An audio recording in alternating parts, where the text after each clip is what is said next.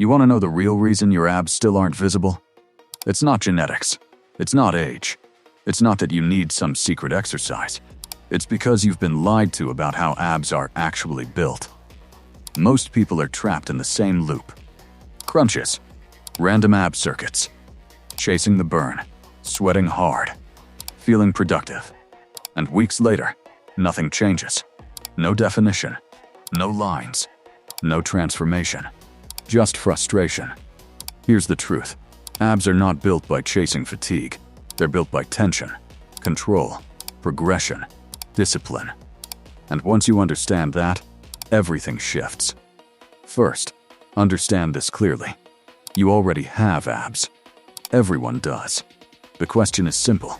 Are they strong enough, and are you lean enough to see them? Visible abs are built through two forces working together: muscle development and body fat reduction. Ignore one, and your results stay hidden. Let's fix the first problem. Weak abs. If you cannot control your pelvis, you cannot control your core. And if you cannot control your core, you cannot build serious definition. That's why we start with the hollow body hole. Not the lazy version, the strict version. Lower back pressed into the floor, ribs locked down, legs straight, arms extended overhead. No arching, no shortcuts. You hold that position like it matters. Because it does. That position builds deep abdominal tension, the kind that carries into every movement you perform. When that becomes easy, you don't stop. You extend the lever. You increase time under tension. You make it harder. Because abs grow under progression, just like chest, back, and legs. Then we move to leg raises. And this is where most people sabotage themselves. They swing. They rush. They turn it into momentum instead of muscle. Slow it down. Control the negative. Tilt your pelvis at the top. Feel the contraction in your lower abs. That's how you carve real detail into your midsection. Once you're strong enough, take it to the bar. Hanging knee raises. Then hanging leg raises. When your body is suspended in space, your core has no support, no backup. It must stabilize, or you fail. That's when abs start to separate. That's when definition becomes visible. Now let's talk about planks. Because a real plank is violent tension. If your plank feels easy, you're doing it wrong. Squeeze your glutes hard, tighten your quads, pull your elbows toward your toes.